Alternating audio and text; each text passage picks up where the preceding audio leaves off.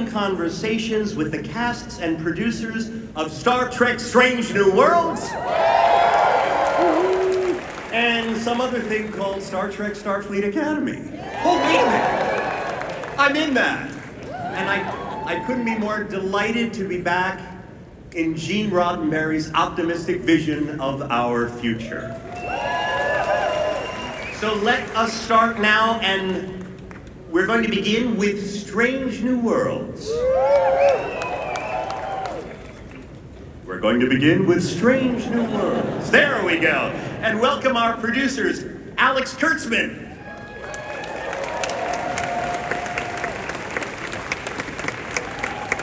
Akiva Goldsman,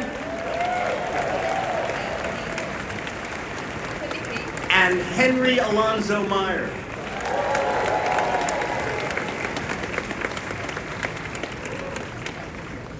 And now let us welcome cast members Christina Chung,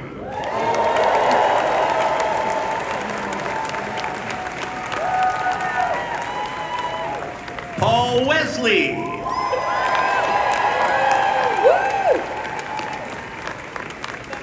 Jess Bush,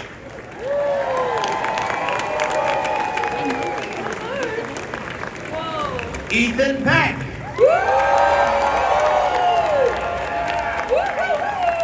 and Rebecca Romaine. Thanks for being joined us.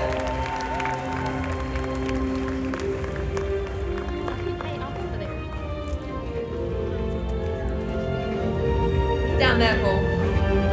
But wait a minute, guys. Yay! Where is Anson? Where is our Captain Pike? Where is he? Anson's not here? Where is Captain Pike? He's not, is he?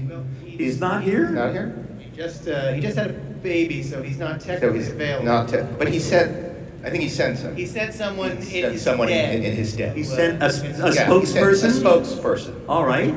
Can we run that? Okay. Spokesperson. Unexpected and terrible transporter accident, which might have had some unexpected, felt-like effects. But we look forward to learning about it in season 4. So, our congratulations to Anson and his family and their new baby Violet. Yay! The next generation of Star Trek fans. You know, I can't wait to see the puppet episode. Oh, wow. Wow. Now, Gotta get her on the show. how did they have the Violet 90 in advance? I can't wait to see the puppet episode. Even Anson's puppet has amazing hair. All right, I'm going to give some questions right now. Alex, 10 years ago this fall, it was announced that Star Trek was coming back to television with Discovery. Now, what has it been like, a decade later, to see the love and support for Strange New Worlds and for all of the other series in the franchise? It's been, honestly, a dream that I couldn't even have imagined dreaming. First of all, thank you all so much for being such incredible support. It's unbelievable how many of you are here. Unbelievable. We think of you all the time when we're in the writer's room, and we're always talking about what will the fans want and love, and we listen to you, and we're just incredibly grateful. I mean, it's overwhelming. First of all, 10 years since Discovery seems very strange to me, but I look at the incredible artists that we've all, I get to work with, and just the artistry across the board is so amazing. And the thing that's so cool about our jobs is that you go to work and everybody loves Star Trek. Everybody loves what they do. They're so excited to be working on Star Trek. So thank you for my 300th Comic-Con, and I am really just so grateful. You know, as moderator, I just realized I'm in the cringy position of having to cut off my boss. Hopefully that'll never happen. For Akiva, it was recently announced that season 5 will be the final season of SNW. Wow. But there will be 3 more seasons there's still 3 more seasons for fans to enjoy. Please talk us through your vision for this beloved series. 10 years ago, when my friend Alex asked me to come be drunk uncle on Discovery in its first season, I knew nothing about it. So I got on the internet and I tried to find out everything about it. And it turned out that it was going to be the thing I had always wanted to see, a show about Number One and Captain Pike. And then I got there and it was about none of those things. And from that moment on, we started having this idea of those great lost years that exist in all of our headcanon and in ancillary canon, but had never really gotten much of a chance to be on screen. So what we've tried to do is try to reach back to Pike's Enterprise and instill in it the kind of storytelling values we have today, and bring us right up to Kirk's first day on the job. And that is our hope, and that is our plan, and we plan to get you there. And then if you like us enough, you just write, "Dear Skydance and Paramount, we know you still have the sets. Don't you want to make Star Trek Year One?" Henry, I'll have a question for you in just a moment, but first off, for any of the actors, we know Strange New Worlds loves to play with different genres. Is there a favorite genre? This is for any one of you that you've explored thus far. I think the musical episode. I mean, Yeah. come on. I second that. From what you've seen, that's my favorite. I think that's the one that terrified me the most and then was the most enjoyable to jump into. Any other? Well, I understand there is a fun murder mystery episode that is coming up in the next week. Is that true? Yeah, murder mystery. I play the detective. What else? Henry, about this fun murder mystery, is there anything else that you might tell us about it today? Yeah, there's a lot to describe. It's a really fun episode, and I could go into great detail, but I think it would be more fun to show you guys. Be like, Woo! I'm gonna show it to you. All right, that's a pretty exciting offer. I'm going to watch it myself. Now, stick around for after the end of the episode because we have some exciting new things with the Strange New Worlds cast and the Starfleet Academy cast coming up. So enjoy the screening.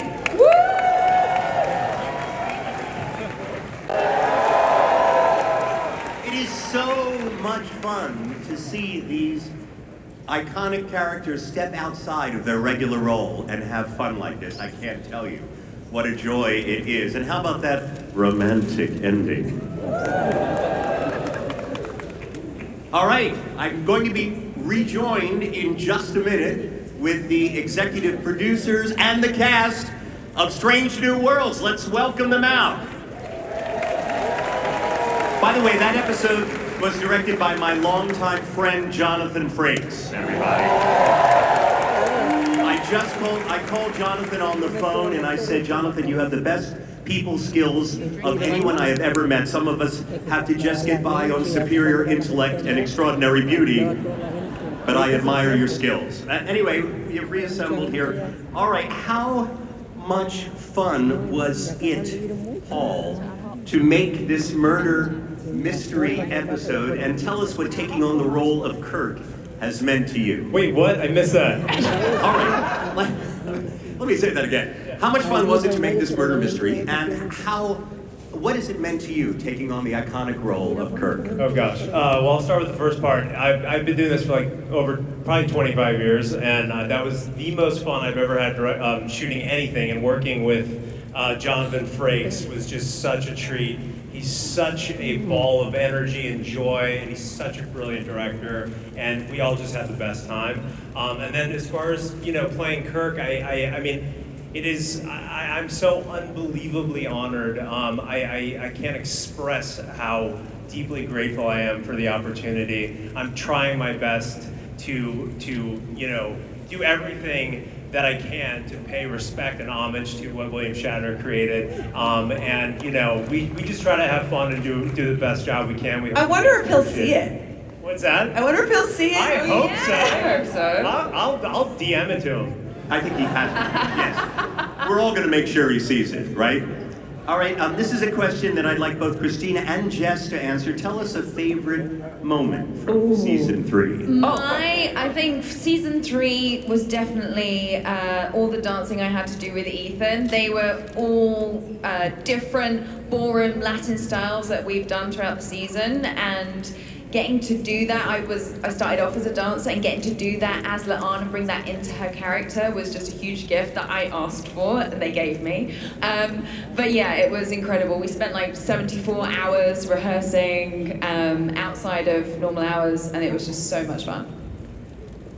Jess? Mine was actually from this episode. The shot where Sunny Lupino dies on the couch and we all run over to her to check if she's okay. We were shooting that for a long time because Babs could not keep it together. And Rebecca's death was getting longer and longer every time. Yeah, I milked the death scene a lot. It kept getting more and more elaborate. Babs's laugh is the most infectious thing you've ever heard in your life. It's really hard not to catch on to it. And to add to that, Jonathan Frakes was hiding behind that palm tree in the left of shot. In the shot, crouched behind the fern and trying to get us to not break. And like, he was waiting there, and then there was one where we didn't break at all, and he goes, "You guys are doing so great." Like, before he yelled cut, it was just like, oh, that episode, it was just the most fun every single day. Ethan, we still have the 4.5 Vulcans episode coming later this season. What was it like no longer being the only Vulcan in the crew? And did you have any advice for the rest of the cast to help them prepare for playing Vulcans? Well, Spock being only half Vulcan suffered a lot of bullying on that episode because it's shameful to be human, right? As a Vulcan for Vulcans. But it was really fun, and it's funny because I spent so many hours with these people as they are now, and to see them transformed into Vulcans, I had this bizarre sense of family. Like when you look into the face of family, you have this profound experience, and I had that when they had their ears and their eyebrows. So it was pretty wonderful. I gave a little bit of advice. They didn't really need it. They've been around me long enough. I think it was very surprising to see what kind of Vulcan they each became, because they all had a very specific brand of Vulcan, and I didn't see that coming. Rebecca, you have had a busy summer shooting both Strange New Worlds and Avengers Doomsday simultaneously. What is it like being in 2 monster franchises at the same time? It's surreal and overwhelming, and I'm very grateful to this production for working it out with the other production that I was able to participate in both. It's been very exciting, and a lot of time on the airplane.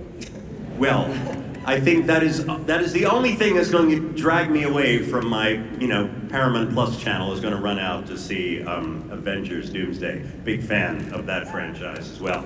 So, I have a question for our producers, Akiva, Henry, or Alex. Any one of you or all of you take this. Strange New Worlds. What other wild things are in store for this season? You've already had a puppet episode. How do you outdo that for weirdness? Oh, no, we won't. We So no other, there are things you just can't tell us. You're not at liberty to tell us the other strange things. Well, there are more changes to come this season. There's more things that we try to do that we've never done before. There's a couple of episodes coming up that will be a big surprise. And season 4, we have some really crazy ones. Like the puppet is only one of them, which is the craziest part. Anime. They want an anime episode. Did you hear that? We love anime. I said right before you guys came back on stage, it is such a delight for me as a fan of your show to see your actors step outside of their regular characters like that. It is really, I can see them enjoying themselves, and it's a great treat for the audience. So thank you all. Let's give it up for the cast of Strange New Worlds and the producers.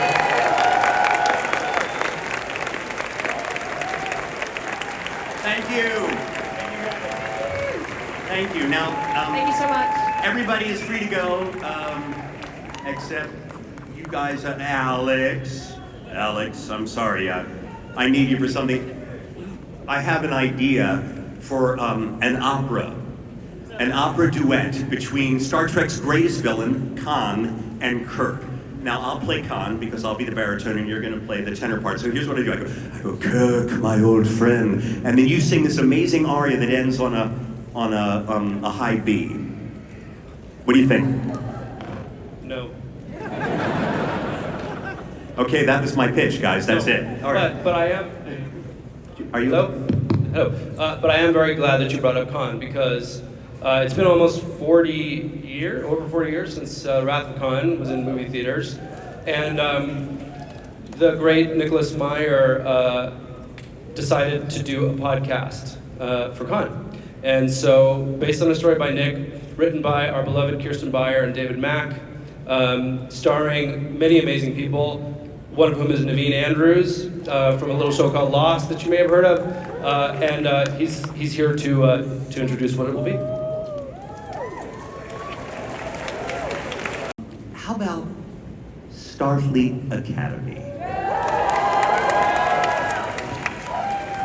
I am so excited about this next series. It has personally been a treat for me not only to be a part of it, but to get a front row seat to watch the future stars join our Star Trek family. But first, Alex, would you please reintroduce your partner in crime? Yes, I'd love to welcome to the stage my co-showrunner, the never late, always great, Noga Landau.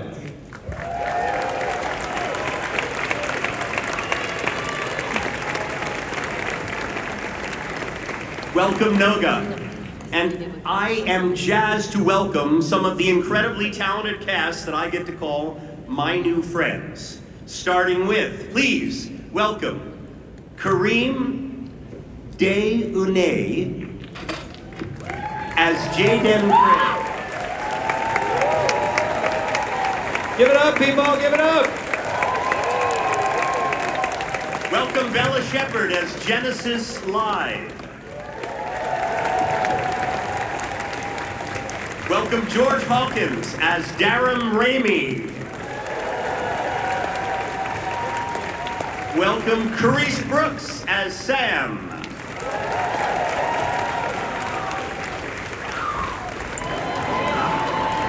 And welcome Sandro Rasta as Caleb Meir.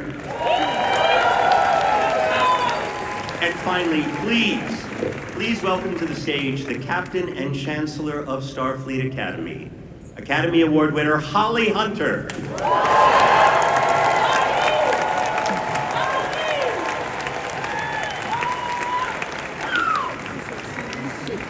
All right. First, a question for Alex and Noga. Can you share just a little bit about the show and what fans can expect? Maybe talk a little about how you've worked to make this show appeal to both new and returning Star Trek fans.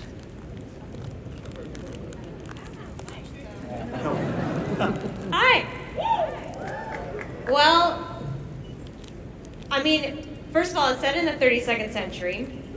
So it takes place in a time right after the burn, if anyone's familiar with that. But it's a time of rebuilding.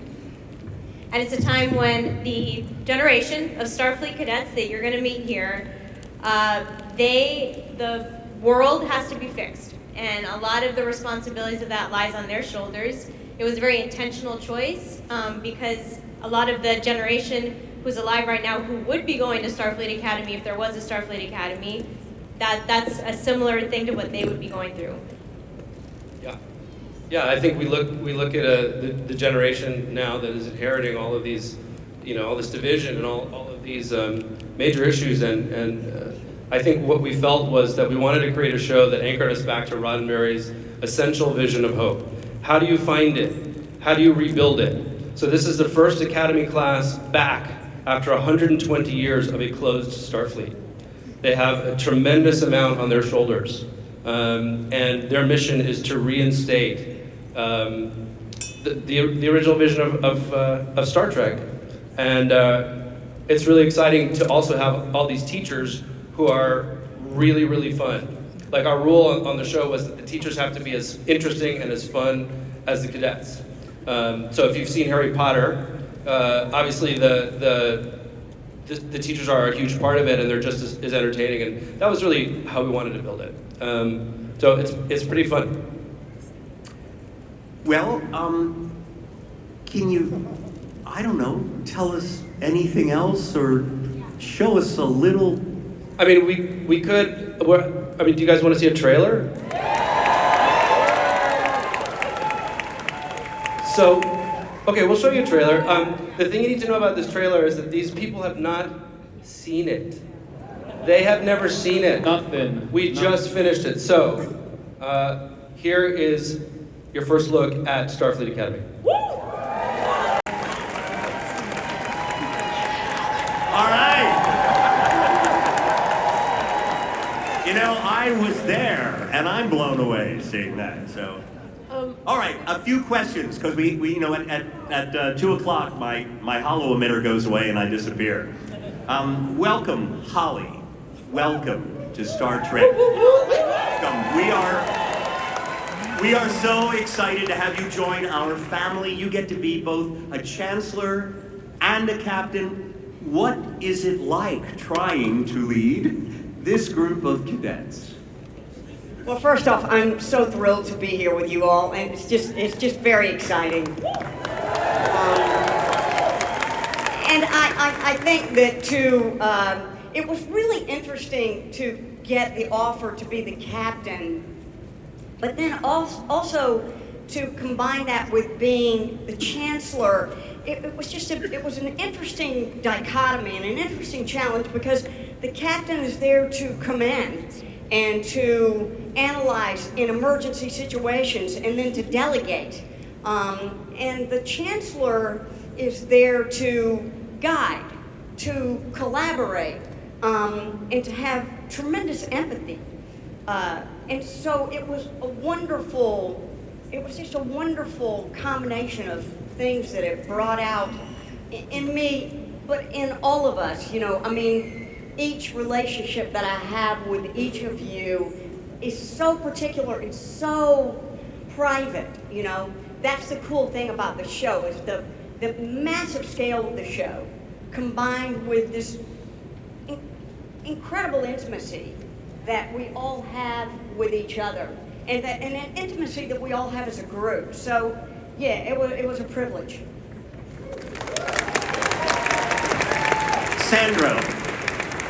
Sandra, we just learned on that badge that your character's name is Caleb and you are human. What brings Caleb to Starfleet? Well, Caleb starts off in a different place from the other cadets. He starts off being disillusioned by Starfleet. He's grown up without an institution or institutional help for 13 years. So he's been surviving on his own. He's been on the run for his entire life. So I think what is special about Caleb, and what was special to play Caleb, was to enter Starfleet as an outsider and to become introduced to Starfleet's values of connection, community, working together for a higher purpose, together to better yourself as a group, not just as an individual. That was what was special about Caleb. And he's also on a journey of his own to find his mother. He is an orphan, he's a space rat. And the only way that he can find his mother, which you will learn, is he is given an opportunity to become a cadet at Starfleet, thanks to Holly Hunter's character. And that's where the journey begins. So you're gonna be entering Starfleet through the eyes of Caleb, who is an outsider, and it was an honor to play that role for you. All right. Carice, tell us a little bit about Sam. I know that you and I have some fun together this season, but is there a scene that stands out to you as a particularly memorable moment? Wow. First of all, y'all, I'm up here crying. That was our first time seeing that. Like, that was insane. That was literally insane. I mean, you don't have to clap, but like, that was like fire, bro. Like, that was insane. Oh, thank God. I'm literally fighting back tears right now. Oh. We all love her energy.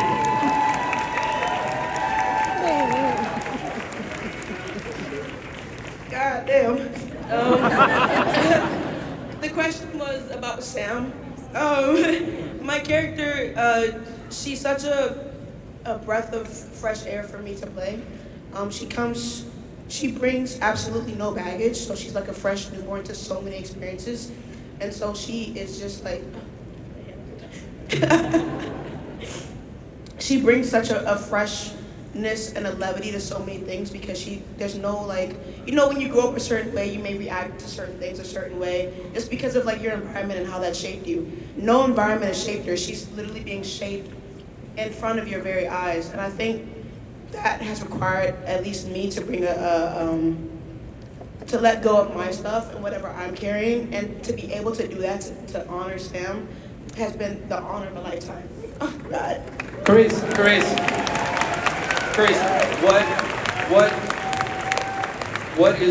what kind of cadet are you? I'm a Caskian. Which is? I am a photonic. I'm a hologram. And so, wow. Yeah. So with that being said, Sam is programmed to feel a certain age, but she was literally only created like weeks ago. So when she's like a newborn, everything is so fresh to her. And that is just the most magical thing to go from, because you're back in a childlike state.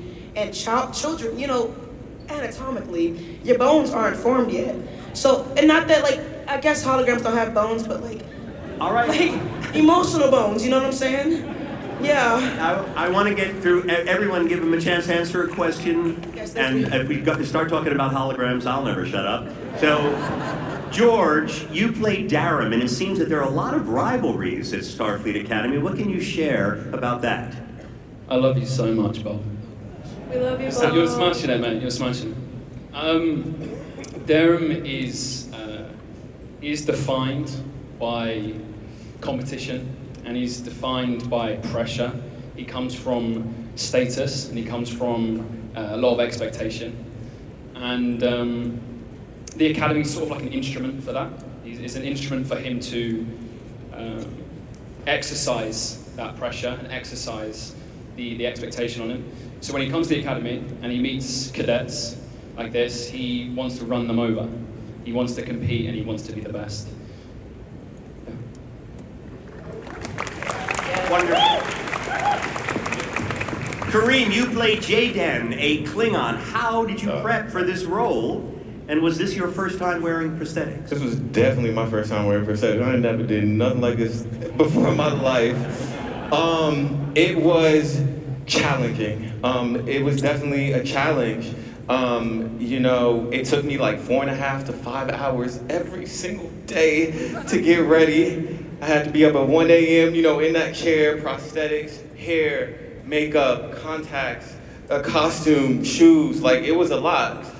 Bodysuit, there's a lot of moving pieces. But we have the most incredible prosthetics team, y'all. Brandy, Michael, Lori, Sean, Nicola, really held it down, and they cut that time in half. So by the end, I was in and out of there in like 2 hours, which was really helpful. Also, I got the chance to talk to Michael Dorn. Clap it up. Icon, right? Right before I went into costume for the first time. So I literally talked to Worf before I went to become a Klingon for the first time. It was cool, it was iconic, and he gave me a lot of really great advice, and he gave me confidence as well. I also got the chance to talk to Doug Jones, which is really cool over the phone. Another icon, right? And he's been doing this for so long, so he gave me a lot of advice that I used while I was filming. So I just had so much support from everyone around me that made this process really seamless. And we created this sick Klingon, guys. I can't wait till y'all meet him. He's awesome. Yeah. You cannot seek counsel from better people than Doug Jones and Michael Dorn. So that was very smart. Bella, finally, you play Genesis, but tell us, did you have any familiarity with the Star Trek franchise before? Of course.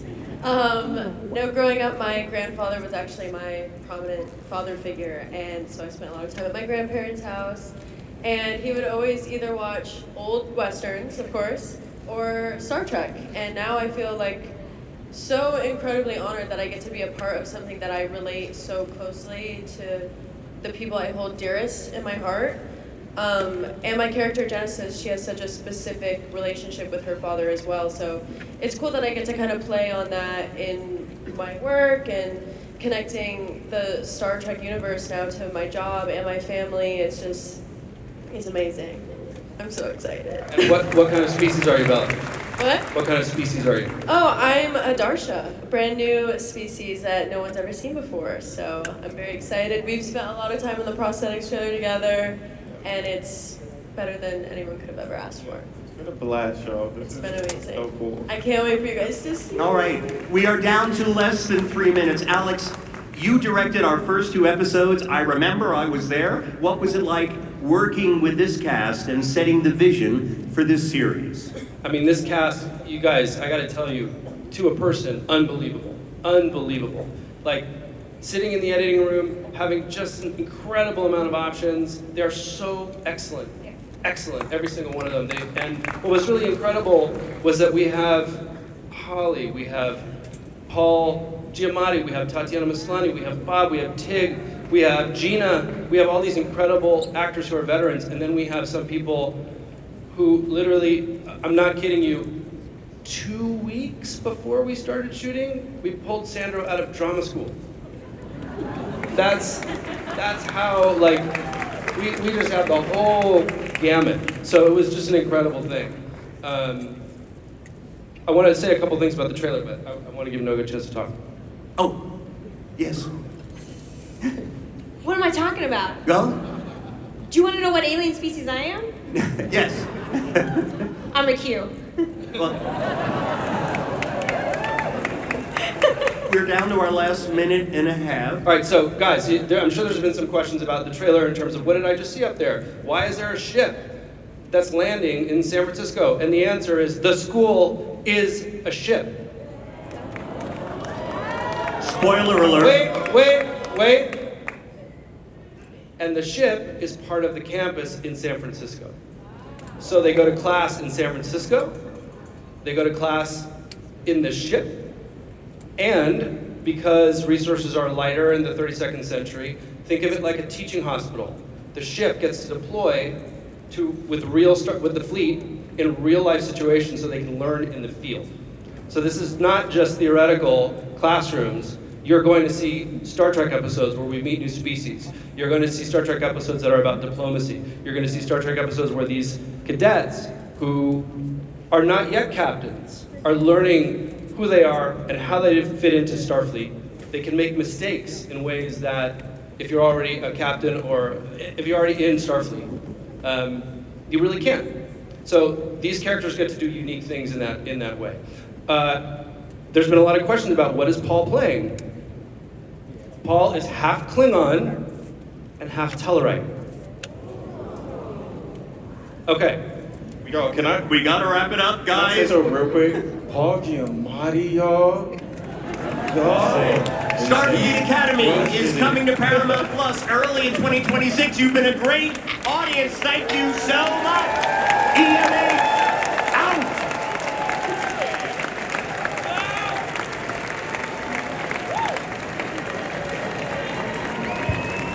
Hay un montón de gente, normal. Yo quiero ir, pero cuando yo vaya para que me levante los besos, que ahorita él me lleva, me va a llevar y hay mucha gente.